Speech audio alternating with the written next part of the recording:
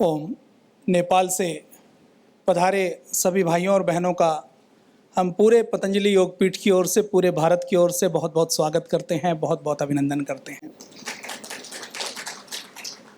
अभी प्रातःकाल से हमने आधुनिक युग में महर्षि पतंजलि के अवतार परम पूज्य योग ऋषि स्वामी जी महाराज के आशीर्वाद को सुना, उनकी ऊर्जा को महसूस किया और हमारे सामने जो महामानव उपस्थित हैं, जिनको यदि आधुनिक युग में महर्षि धन्वंतरी चरक सुश्रुत का अवतार कहा जाए तो कोई अतिशयोक्ति नहीं है।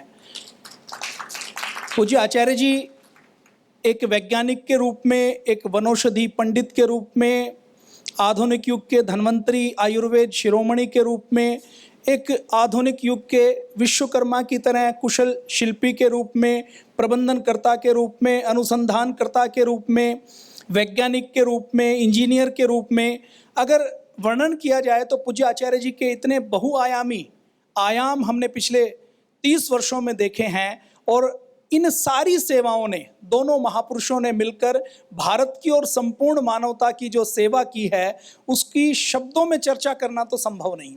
अभी हमारी आदरणीय बहन डॉक्टर वेदप्रिया जी ने आपके सामने एक आउटलाइन सी रखी।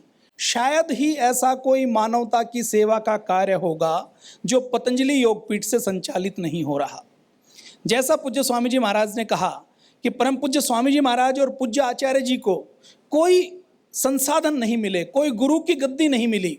दिव्य योग मंदिर ट्रस्ट जब प्रारंभ हुआ तो उस समय केवल 1.5 एकड़ का छोटा सा आश्रम था और उस आश्रम में भी 20 से ज़्यादा किराएदारों के कब्जे थे। सुबह भोजन बनता था तो शाम के भोजन की गारंटी नहीं होती थी।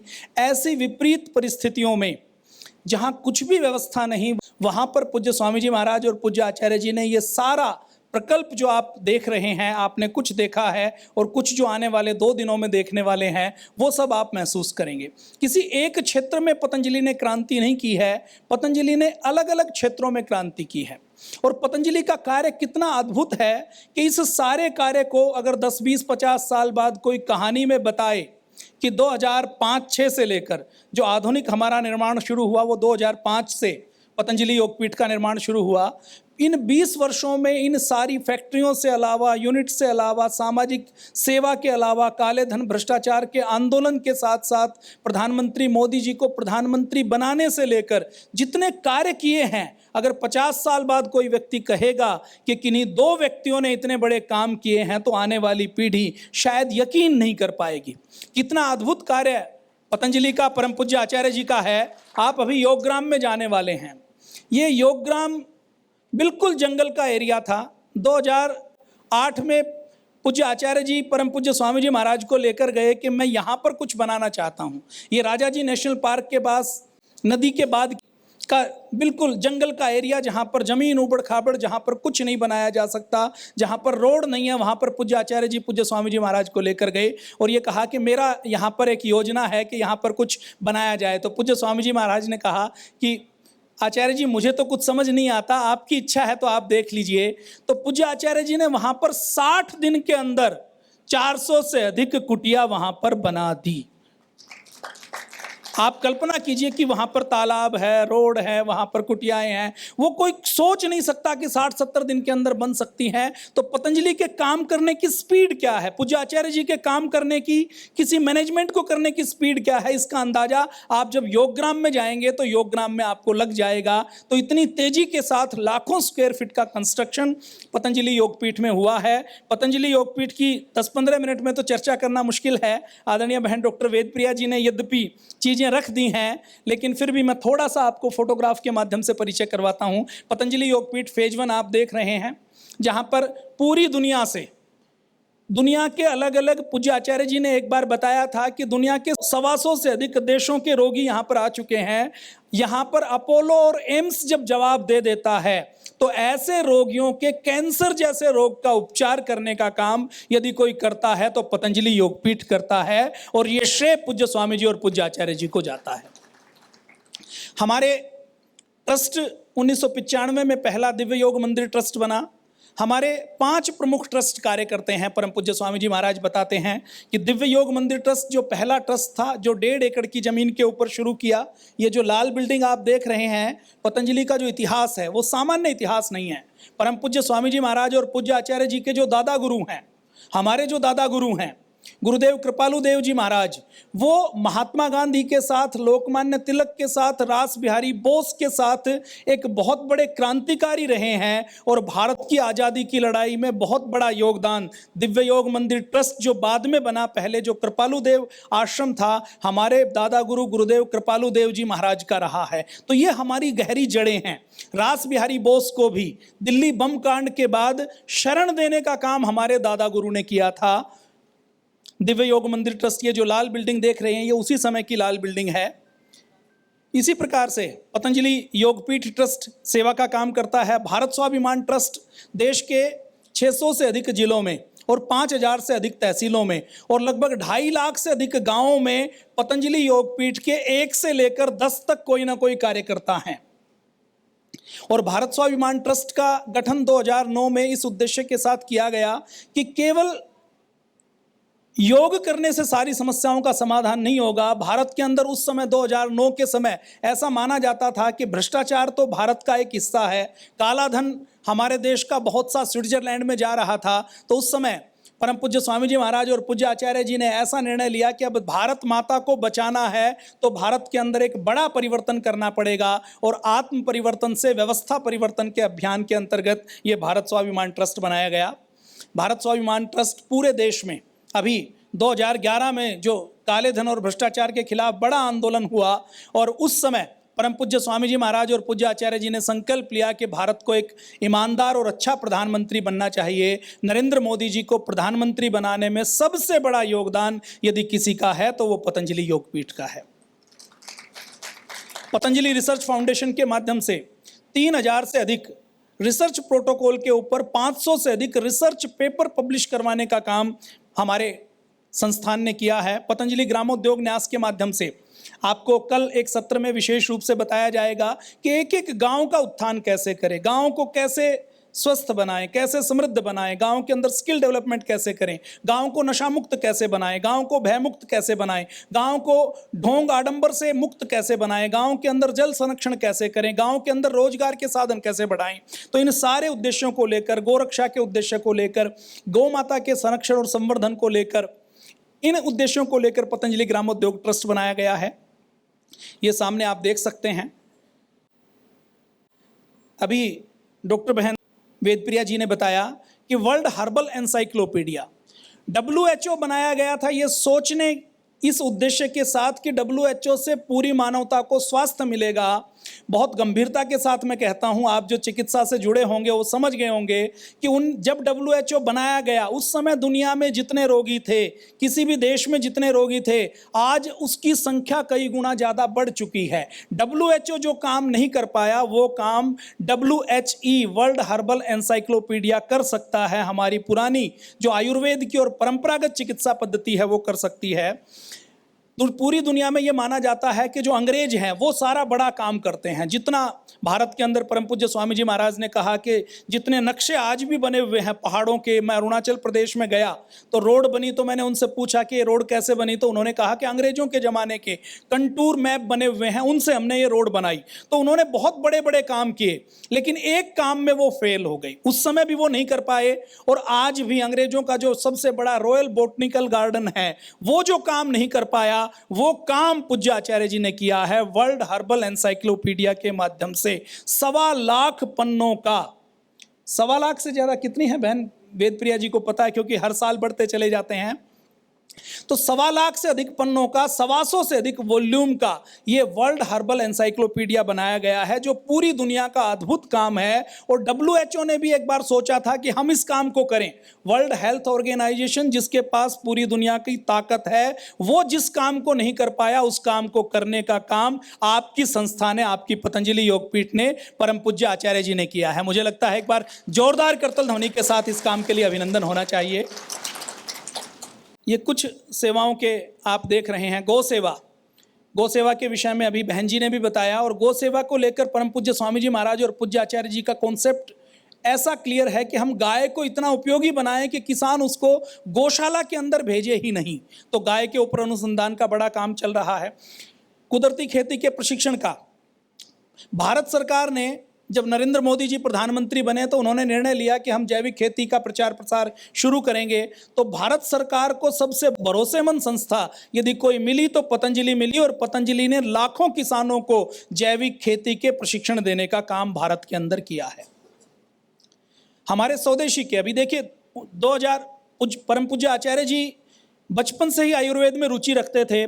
संसाधन नहीं थे तो पुस्तक कई बार मांग के लेकर आते थे और रात रात में पुस्तक को पढ़कर उसकी कॉपी करके वापस देकर आते थे। तो उस समय 1995 से जब काम शुरू किया और ये लगा कि हमें चूर्ण, चटनी, दवाइयाँ देनी हैं, तो उस समय लंबी लाइन लगती थी। और पूज्य आचार्य जी अभी भी मिलते हैं, लेकिन अभी तो सबसे मिलना संभव नहीं हो पाता, काम का वर्क, क्योंकि बहुत सारे काम देखने होते हैं। तो उस समय दिव्य योग मंदिर ट्रस्ट में पूज्य आचार्य जी खुद बैठते थे और अपने हाथ से रोगियों की नब्ज देखकर उनको दवा देने का काम करते थे। लाखों रोगियों की प्रत्यक्ष चिकित्सा पूज्य आचार्य जी ने अपने हाथों से की है। अभी भी हम कनखल में या आसपास के क्षेत्र में जाते हैं तो लोग बताते हैं कि मैं अपने माताजी के साथ, पिताजी के साथ पूज्य आचार्य जी को दिखाने के लिए आते थे, नाड़ी दिखाकर पूज्य आचार्य जी से ट्रीटमेंट लेते थे। तो लाखों रोगियों की चिकित्सा पूज्य आचार्य जी ने खुद की है। जब ये देखा कि आयुर्वेद की औषधियां उपलब्ध नहीं है और हम अपनी खरड़ में, अपने घर में कुछ दवाइयों को बना सकते हैं, तो पूज्य स्वामी जी और पूज्य आचार्य जी को ऐसा महसूस हुआ कि हमें एक फार्मेसी लगानी चाहिए।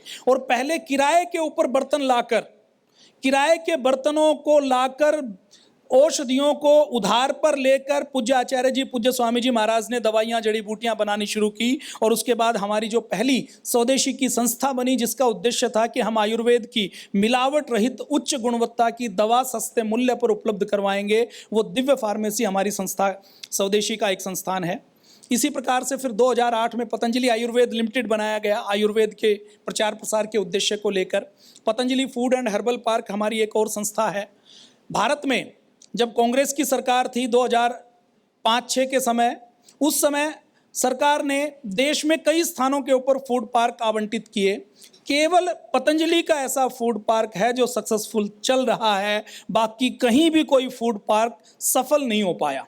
अभी भी आज भारत में इसका श्रेय भी पूज्य आचार्य जी और पूज्य स्वामी जी महाराज को जाता है कि हम अपने नेपाल की बात करें तो नेपाल में जड़ी बूटियां बहुत हैं, लेकिन जड़ी बूटियों को प्रोसेसिंग करने की, जड़ी बूटियों से दवाई बनाने की व्यवस्था हमारे पास नहीं है। भारत के अंदर भी एक समय ऐसा था जब आंवले के बागों को काटना शुरू कर दिया था, आंवला कोई खरीदने वाला नहीं था, तो उस समय सबसे पहले आंवले की बल्क परचेज करने का काम पतंजलि योगपीठ ने शुरू किया। और पूज्य आचार्य जी के मार्गदर्शन में आज भी भारत में जितना आंवला होता है उसका लगभग 70% अकेला पतंजलि प्रयोग करता है। तो Patanjali food and herbal park सीधा किसानों से जड़ी बूटियां, रॉ मटेरियल खरीद कर उसकी दवाइयां बनाने का काम करता है। FMCG से लेकर रसोई घर से लेकर दूसरे पदार्थों के निर्माण का काम करता है, जिससे भारत की इकोनॉमी को, भारत को स्वदेशी से भारत के अंदर समृद्धि आए। और Patanjali food and herbal park, Patanjali Ayurveda केवल हरिद्वार में नहीं, इसके अलावा असम में, नोएडा में, महाराष्ट्र में अलग अलग स्थानों के ऊपर पतंजलि की अलग अलग इकाइयाँ लगाई गई हैं। डेयरी के क्षेत्र में भी ये माना जाता था कि गाय का दूध पैक नहीं किया जा सकता, गाय का घी नहीं बिक्री हो सकता, मिलावट रहित बनाया नहीं जा सकता। तरह तरह के झंझावातों के बीच में भी जब हमारी केंद्र सरकार पतंजलि की विरोधी हुई, पूज्य आचार्य जी की व्यवस्था देखिए कि उस समय भी जब सरकार हमारे विरोध में है, पतंजलि ने घी बनाया, पतंजलि ने दवाएं बनाई और कहा कि, दावे के साथ कहा कि दुनिया की किसी लैब में इसको टेस्ट कर लीजिए, इसके अंदर एक रत्ती भर भी कमी नहीं मिलेगी। आज गाय का घी सबसे पहले बनाने का काम पतंजलि ने किया और घर घर तक पहुंचाने का काम पतंजलि ने किया। और अब पतंजलि की देखा देखी जितनी विदेशी कंपनियां हैं, उन्होंने भी गाय का घी बनाने का काम शुरू किया।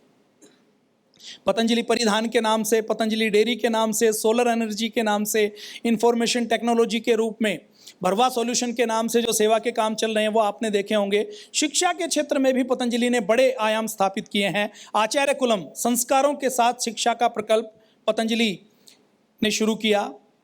पतंजलि गुरुकुलम शुरू किया, जहाँ के 6ठी कक्षा के बच्चों को पूरी गीता याद करवा दी जाती है।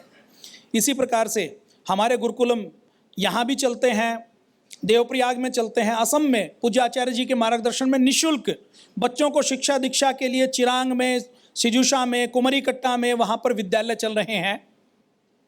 इसी प्रकार पतंजलि आयुर्वेद महाविद्यालय में बिना किसी डोनेशन के आयुर्वेद के BAMS और MD विद्वान तैयार किए जाते हैं। पतंजलि विश्वविद्यालय जहाँ पर आप बैठे हैं,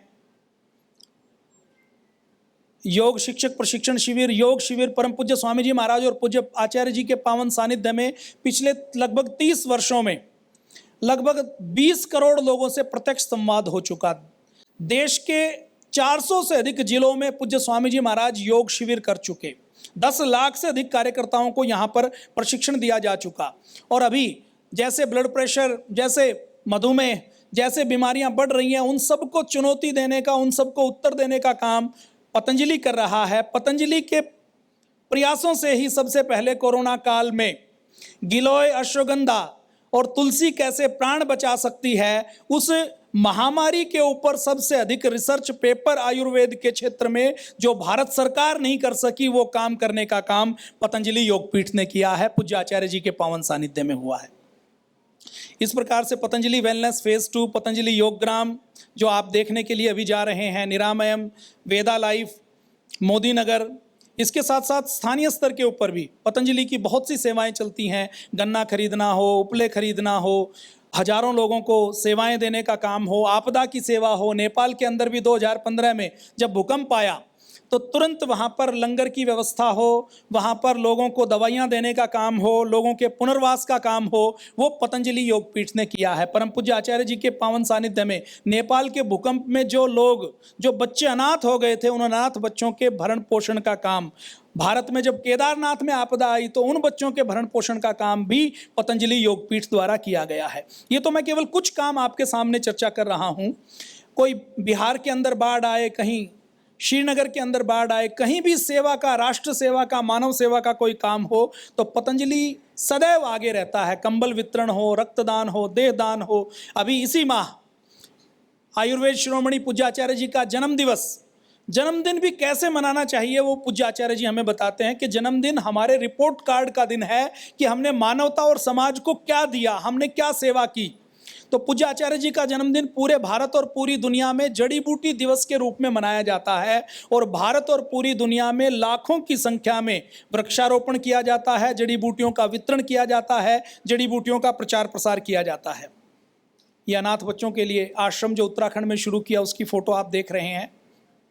इसी प्रकार परम पूज्य स्वामी जी महाराज और परम पूज्य आचार्य जी के पावन सानिध्य में भारत के अंदर बहुत से संगठन समाज के अंदर जाकर काम कर रहे हैं। यहाँ पर तो आप भवन देख रहे हैं, लेकिन भवनों के साथ साथ पतंजलि घर घर तक जाकर, गांव गांव तक जाकर, गली गली तक जाकर, मोहल्ले मोहल्ले तक जाकर सेवा का काम कर रहा है। पतंजलि योग समिति भारत के अंदर 1 लाख से अधिक योग की कक्षाओं के संचालन का, लोगों को रोग मुक्त करने का काम कर रहा है। महिला पतंजलि योग समिति महिलाओं के बीच में महिलाओं को स्वास्थ्य देने का, बच्चों को संस्कार देने का काम करता है। भारत स्वाभिमान ट्रस्ट योग के प्रचार प्रसार से लेकर आत्म परिवर्तन से व्यवस्था परिवर्तन का अभियान चला रहा है।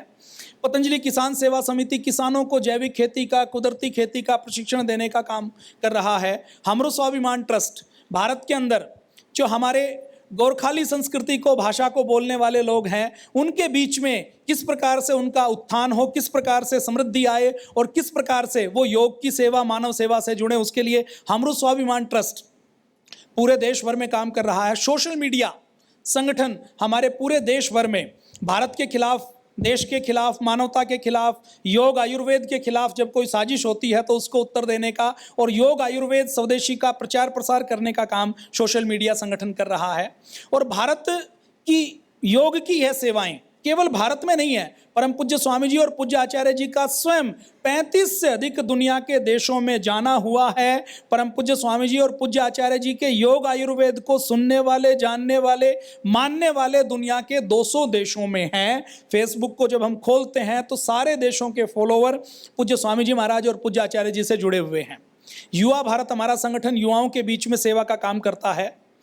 हमारे पतंजलि के पूज्य आचार्य जी के नेतृत्व में अलग अलग संगठन विदेशों के अंदर भी काम करते हैं। नेपाल के साथ साथ यूके में, यूएसए में, कनाडा में, मॉरिशस में, ऑस्ट्रेलिया में, अलग अलग देशों में पतंजलि के कार्यकर्ता, पतंजलि के ट्रस्ट, पतंजलि के संस्थान सेवा का काम कर रहे हैं।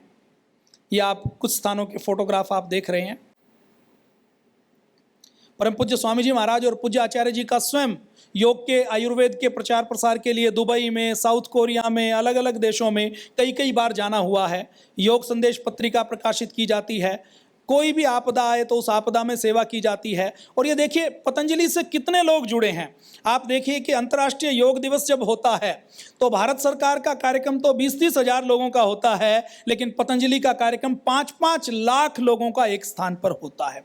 कई सारे Guinness book of world record Patanjali द्वारा बनाए गए हैं। तो ये सारा कार्यक्रम, आप ये कुछ फोटोग्राफ देख रहे हैं, सेवा के फोटोग्राफ्स। तो ये मैंने थोड़ी सी चर्चा आपके बीच में रखी पतंजलि की सेवाओं की। अगर हम पूरी चर्चा करें तो उसको एक सत्र में समेटना संभव नहीं है। आप सब आए हैं, आप सबका हम पुनः अभिनंदन करते हैं, आपका स्वागत करते हैं और पूज्य आचार्य जी के चरणों में प्रणाम करते हैं कि हमें समय मिला आपसे बातचीत करने का। सभी को बहुत बहुत प्रणाम।